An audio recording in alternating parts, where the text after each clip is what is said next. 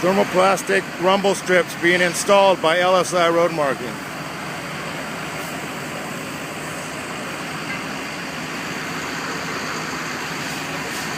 Lay them down, then burn them.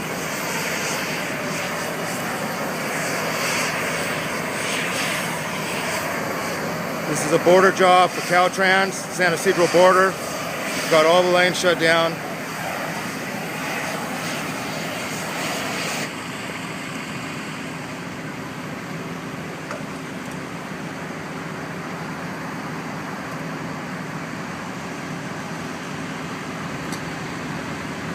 That's a heater that melts it down, and then we put the rumble on top.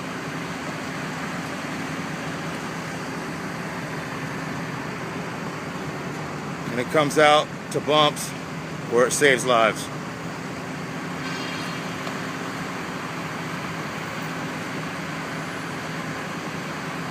Again, LSI is installing this. It's a flint material. LSI Road Marking in San Diego, California. Takes about 6 guys to install at the San Ysidro border. Again, we're doing all kinds of striping and other items here.